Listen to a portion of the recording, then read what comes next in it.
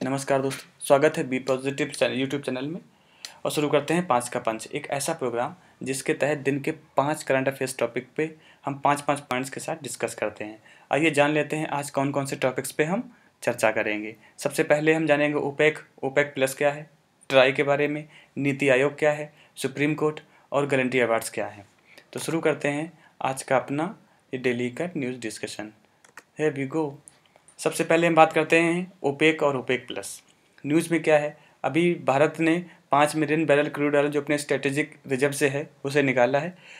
ये एक coordinated move है यूएसए, जापान, चाइना और ऐसे बहुत सारे देशों के लिए।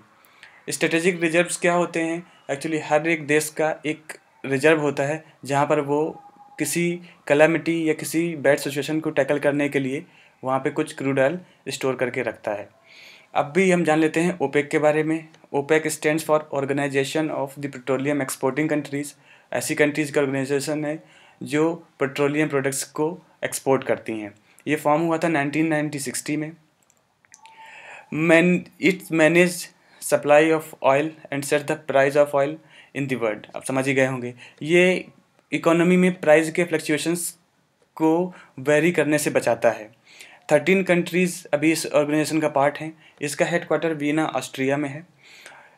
अभी हम बात कर लेते हैं कि जो 13 कंट्रीज़ हैं इस ऑर्गेनाइजेशन की वो कौन कौन सी हैं। तो मैंने एक पिक लगा रखी है जो कि हमने विकीपीडिया से ली है, तो आप उसमें से नाम देख लीजिए कौन कौन से हैं। इसके बाद हम बात करते हैं कि इससे पहले भी ऐसे कुछ नेशंस थे जो इस ओपेक में शामिल हुए, बट किसी कारणवश इस ऑर्गेनाइजेशन से बाहर निकल गए। इक्वाडोर जो अभी 2019 में ही इससे लेफ्ट आउट हुआ है, इंडोनेशिया और कतर। ओपेक प्लस क्या है इसके बारे में थोड़ा सा हम जान लेते हैं। ओपेक प्लस एक ऐसा ऑर्गेनाइजेशन है जो नॉन ओपेक कंट्रीज़ जो कि एक्सपोर्ट करती हैं क्रूड ऑयल को, उसका ऑर्गेनाइजेशन है या उसका कंपोजिशन है। कौन कौन से देश ओपेक प्लस में शामिल हैं? Azerbaijan, Brunei, Kazakhstan, Malaysia, Mexico, Oman, Russia, South Sudan and Sudan.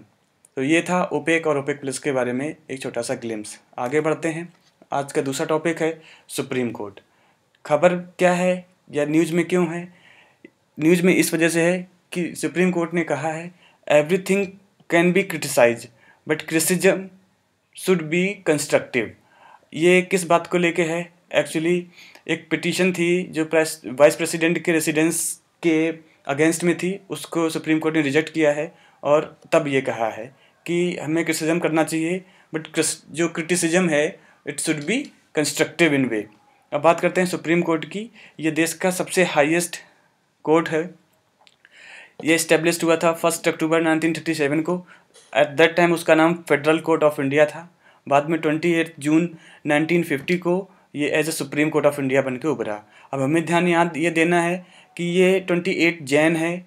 कभी कभी हम धोखा खा जाते हैं कि कहीं 26 जैन तो नहीं, क्योंकि 26 जैन को बहुत सारे इवेंट हमारे देश के लिए हुए थे, वो मान्य भी रखते हैं। लेकिन हमें ध्यान रखना है कि सुप्रीम कोर्ट है वो 28 जैन 1950 को as a supreme court of India के नाम से आगे बढ़ा था।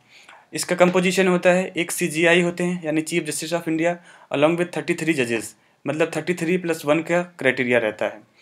इन सबको अपॉइंट कौन करता है? इनका खुद का एक सिस्टम है जिसको कलेजियम सिस्टम बोलते हैं, उसके तहत इन सबका अपॉइंटमेंट होता है, स्पेसिफिकली जो CJI होते हैं उनका। मोट्टो क्या है सुप्रीम कोर्ट का? मोट्टो है यतो धर्मस्ततो जया, मतलब जहाँ धर्म है वहाँ विजय है, उसका मोटो है। लोकेशन तिलक मार्ग न्यू दिल्ली में है।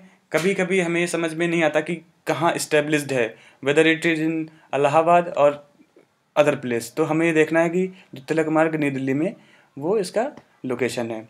आर्टिकल 124 से 127 ऑफ कॉन्स्टिट्यूशन सुप्रीम कोर्ट को डील करते हैं। सुप्रीम कोर्ट के पास एक जुडिशियल रिव्यू पावर है। अब आपसे डिस्कस कर लेते हैं जुडिशियल रिव्यू क्या होता है। जुडिशियल रिव्यू ये होता है कि अगर कोई कोर्ट कोई फैसला या कोई वर्डिक्ट सुना चुकी है, उस वर्डिक्ट्स को या जो भी उसके द्वारा सुनाए गए फैसले हैं उनको दोबारा से वो फिर से उस पर विचार विमर्श कर सकती है, पुनः विचार कर सकती है। ये जो कंडीशन होती है वो जुडिशियल रिव्यू की होती है। तो सुप्रीम कोर्ट के पास ये पावर है कि वो अपने दिए गए वर्डिक्ट्स को दोबारा से ओपन करवा सकता है और उस पर पुनः विचार कर सकता है। ये हमारा जो फंडामेंटल राइट्स हैं उसको भी गार्ड करता है और कॉन्स्टिट्यूशन का एज ए गार्जियन एक्ट करता है। आई होप सुप्रीम कोर्ट के बारे में आपको कुछ इन्फॉर्मेशन मिली होगी। आगे बढ़ते हैं। आज का हमारा तीसरा टॉपिक है gallantry awards. Gallantry awards news में क्यों है? अभी महावीर चक्र फॉर गलवान हीरोज़ जो हमारे कर्नल BS बाबू और उनकी जो टीम थी, उनमें से कर्नल BS बाबू को महावीर चक्र मिला हुआ है, और भी बहुत सारे जो हमारे वीर योद्धा थे या वीर सिपाही थे उनको भी बहुत सारे जो वीरता के अवार्ड्स हैं उनको मिले हैं। बात करते हैं गैलेंट्री अवार्ड्स की, तो ये 26 जन 1950 को स्टार्ट हुए थे। साल में 2 बार ये दिए जाते हैं, एक on the eve of Republic day और दूसरा on the eve of independence day. ये 2 प्रकार के रहते हैं। एक वार टाइम गैलेंट्री अवार्ड्स जो कि परमवीर चक्र, महावीर चक्र और वीर चक्र होते हैं, और पीस टाइम अवार्ड्स होते हैं जो कि अशोक चक्र, कीर्ति चक्र और शौर्य चक्र से जाने जाते हैं।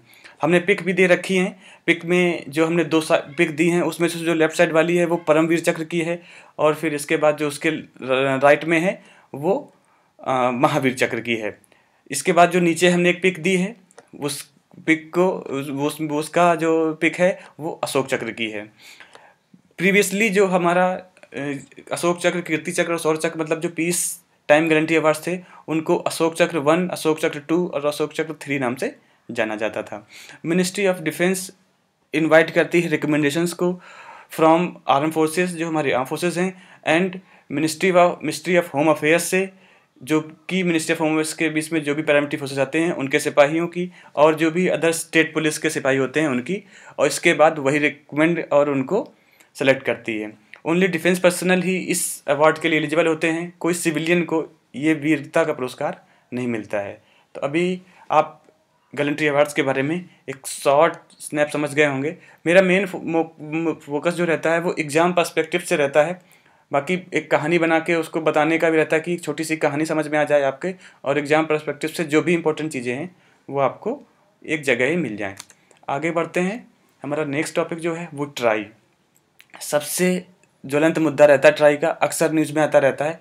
न्यूज़ क्या है? अभी कुछ दिन पहले एयरटेल ने अपने जो प्रीपेड टैरिफ्स थे उनकी जो वैल्यू थी या उनके जो प्राइजेस थे वो बढ़ाए थे।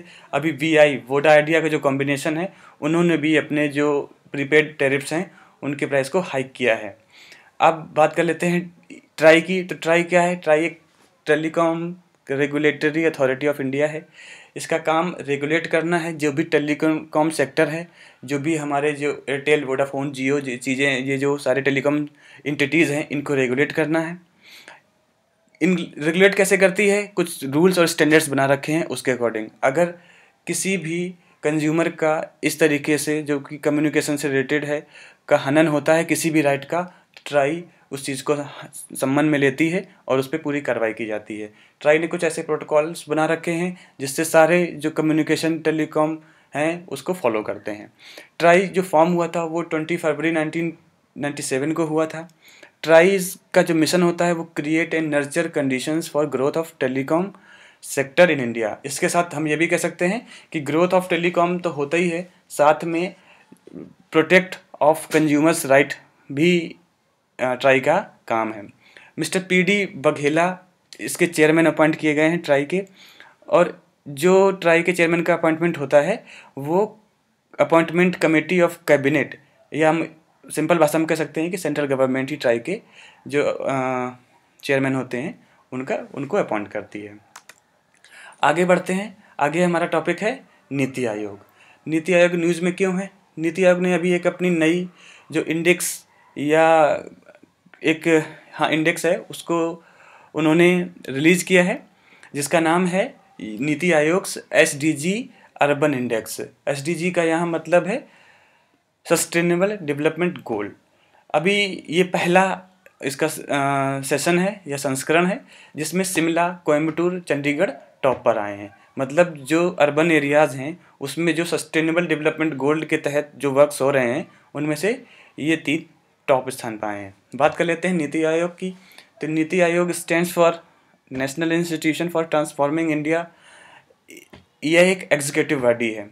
एग्जीक्यूटिव मतलब यह एक प्राइवेट बॉडी है जो कि गवर्नमेंट के अंदर काम करती है।